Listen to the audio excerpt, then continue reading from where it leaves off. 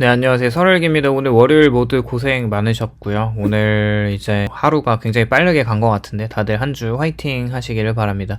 오늘은 이제 좀 구독자분의 어떤 댓글로 남겨주신 사연을 한번 같이 한번 이야기 나눠보려고 하는데요. 20대이신 것 같은데 상위 1% 인생이었고 모은 돈이 5억이었는데 작년에 9월에 보이스피싱으로 전액을 날리고 빚이 1억입니다. 현재 가치로 7억까지 올랐는데 인생 진짜 어떻게 될지 아무도 모릅니다. 매일매일 괴로워하면서 자살 생각하고 있습니다. 사실 정말 어떤 위로의 말을 전해야 될지 모르겠지만 자살은 정말 안 하시는 게 맞다고 생각을 하고요. 요즘 이제 우리가 사실 숫자로 사람의 인생을 너무 쉽게 재단을 하잖아요. 자산이 얼마인지, 연봉이 얼마인지, 집이 있는지 없는지, 또 빚이 있는지 없는지, 마치 생각해보면 그 숫자들이 한 사람의 가치와 인생의 성공 여부를 전부 설명해 줄 수 있는 것처럼 말을 하는 거죠. 근데 사실 그것도 맞는 얘기고, 하지만 조금만 깊이 들여다보면 그 숫자 뒤에는 말로 다 설명할 수 없는 사연과 고통과 그리고 아직 끝나지 않은 삶이 있죠. 생각보다 많은 사람들이 빚을 지고 살고 있는데, 그렇게 훨씬 많은 사람들이 한순간의 판단과 한 번의 사기와 또 한 통의 전화로 인생이 무너졌다고 느끼기도 하죠. 그리고 실제로 그런 사람들이 상당수가 있고요. 그 중에 많은 사람들이 그 사실을 누구에게도 말하지 못한 채 혼자서 버티고 있는 것이고, 겉으로는 멀쩡해 보이고 웃고 일하면서 일상을 살아가는 것처럼 보이지만 밤이 되면은 뭐 머릿속에서 같은 생각이 당연히 수십 번씩 반복이 될 수밖에 없죠. 내 인생이 왜 이렇게 된 것일까?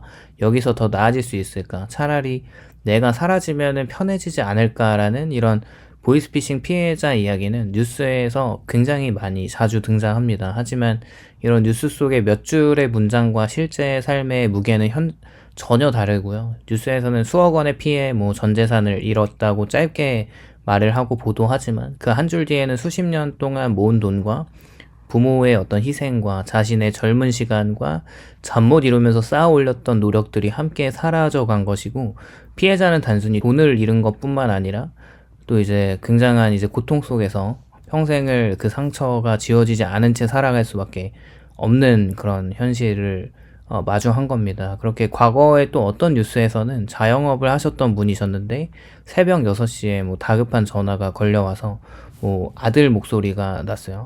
아버지, 나 사고 냈어. 지금 경찰서인데 합의금이 필요해.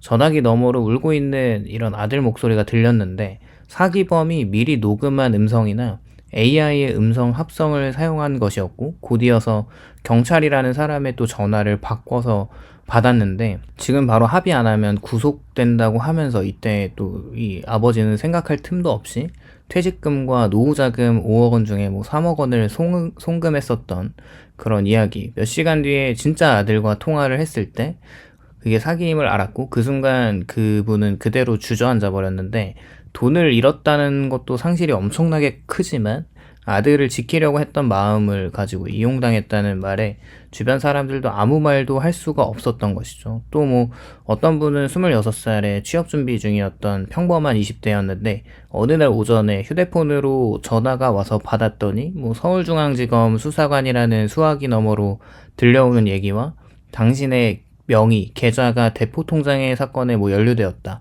이건 좀 예전 수법이긴 하지만 이런 이야기가 처음에는 장난 전화라고 생각을 하지만 상대가 본인의 이름이나 주민번호나 앞자리나 과거 사용했던 은행까지 정확히 알고 있으니까 곧이어 수사를 협조를 하지 않으면 구속될 수 있다라는 이 통화가 또 비밀 유지 대상으로 가족에게 알리면 불리해진다는 말과 이런 공포스러움에 빠지고 자금 흐름을 확인해야 하니까 현재 가진 돈을 안전한 계좌로 옮겨야 한다는 말도 안 되는 소리에 속습니다. 사실 그 순간에 그런 말도 안 되는 그런 이야기에 속는 사람들도 있지만 이게 막상 그 상황을 닥치면 머릿속이 하얘지면서 진짜 그러면 어쩌지라고 하면서 이런 행동들을 하게 되는 거죠. 그 계좌가 가짜검찰 안전계좌로 당시 모아둔 3천만 원을 송금을 했고 잔액이 또 부족해서 비상금 대출과 카드론까지 받으라는 지시를 따랐는데 그날 하루 동안에 7천만 원이 빠져나가고 전화가 끊긴 뒤에야 이상함을 느끼지만 이미 계좌는 비어 있었죠. 그 이후에 빚 7천만 원이 생기고 우울증과 공황장애 진단을 받았는데 이렇게 훨씬 더 많은 사례가 존재하지만 뭐 어쨌거나 이분들이 자신을 믿지 못하게 되고 또 이 사건 이후로 세상을 모두 의심하게 되고 무엇보다 뭐 나는 바보 같은 인간이다 라는 생각에 갇히게 됩니다. 특히 2030 세대 피해자들은 더 큰 절망감을 느낄 수밖에 없는데 아직 인생이 많이 남아있다는 말이 위로가 전혀 되지가 않죠. 오히려 이 긴 시간을 이 상태로 살아야 하나라는 공포감이 더 커지고 상위권 성적을 받고 남들보다 앞서 있다고 느꼈고 노력하면은 뭐든 될 것 같았던 사람이 한순간에 이렇게 빚을 지니까 마이너스 통장을 보면서 하루를 이제 시작하는 게 굉장히 힘듭니다. 그 간극은 사람의 마음을 처참하게 만들고 빚은 굉장히 이제 숫자로도 보이지만 단순히 금전 문제가 아니라 자존심을 잠식하기 시작하는데 빚은 또 사람들의 관계를, 인간관계를 바꿔버립니다. 또 빚은 사람을 침묵하게 만들고 친구를 만나도 마음이 불편하고 편하지가 않고 가족과 밥을 먹을 때도 웃음이 나오지가 않는 것이죠. 또 아무도 나를 비난하지 않았는데 스스로를 끊임없이 신문합니다. 그렇게 왜 그때 전화를 끊지 못했을까라는 후회와 왜 확인을 안 했을까, 또 왜 하필 나였을까. 하지만 분명히 말할 수 있는 사실이 있다면 보이스피싱에 당한 것은 이제 멍청해서가 아니라 그들은 항상 인간의 심리를 굉장히 연구를 하고 공포와 신뢰를 교묘하게 이용하는 전문가들이라면 그냥 수사기관이나 금융기관이나 기업 시스템을 흉내내면서 누구라도 속을 수 있도록 설계된 이제 범죄 조직단이죠. 실제로 고학력자나 전문직이나 금융지식이 많은 사람들조차도 피해자가 됩니다. 뭐 대학 교수도 피해를 받는데 이것은 개인의 능력 문제가 아니라 범죄의 구조적인 문제고 그럼에도 피해자가 늘 스스로를 자신을 탓하면서 사회에서도 은근히 그렇게 만들죠. 왜 그렇게 큰 돈을 한 번에 보냈냐, 이상하다는 생각 안 했냐.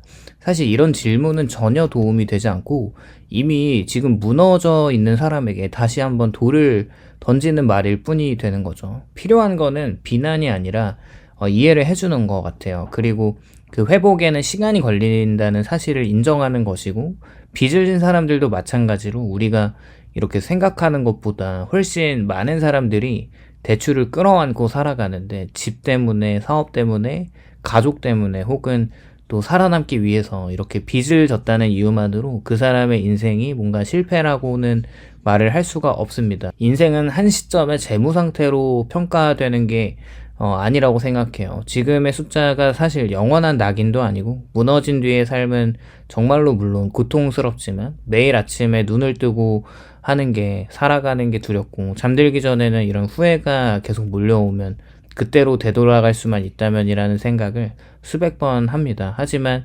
시간이 뒤로 가진 않잖아요. 우리가 할 수 있는 거는 오늘을 버티는 것이고 아주 작은 단위로 한 달이 아니라 그냥 하루하루 그냥 그것도 힘들다면 하루가 아니라 1시간 또 1시간이 아니라 지금 이 순간의 위로는 종종 공허하게 들리고 괜찮아질 거야 라는 말이 오히려 화가 날 때도 있겠죠. 왜냐하면은 지금은 사실 전혀 괜찮지 않기 때문에 그렇습니다.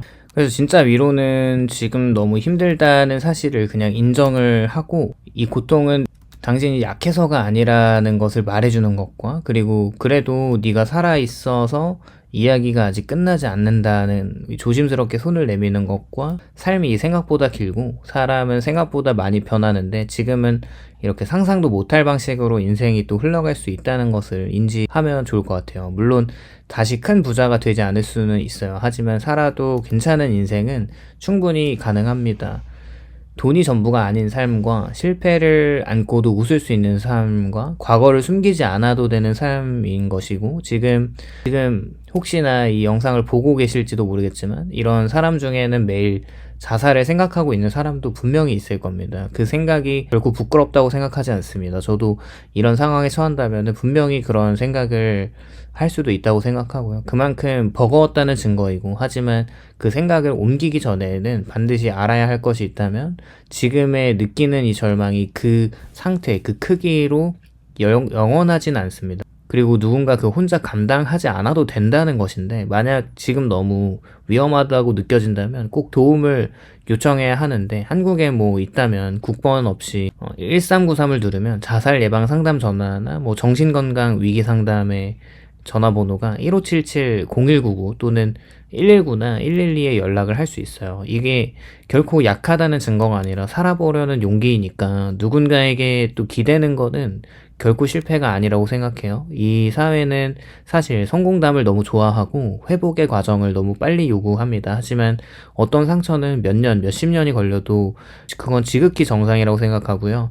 남들과 비교하지 않아도 됩니다. 다시 일어서지 못해도 그냥 숨쉬고 있는 것만으로도 충분한 날들이 있다는 것을 기억할 필요가 있죠. 보이스피싱 피해자도 빚을 진 사람도 지금 인생이 망했다고 느끼는 사람도 여전히 존엄합니다. 돈을 잃었다고 인간의 가치가 결코 사라지지 않습니다. 실패했다고 인생 전체가 실패가 되지 않는 거니까 지금은 끝으로 느껴지지만 사실은 한 장면일 뿐이라는 걸 기억하고 매우 어둡고 힘든 장면이겠지만 아직 마지막 페이지는 아니라면 언젠가 이 시간을 돌아봤을 때 여전히 힘들고 아프겠지만 그때 정말 무너지긴 했는데 그래도 살아 있었다라는 그 사실 하나만으로 인생은 다시 이어질 수 있다는 걸 기억하셨으면 좋겠어요. 지금 이 순간에도 누군가는 고통 속에서 버티고 있어요.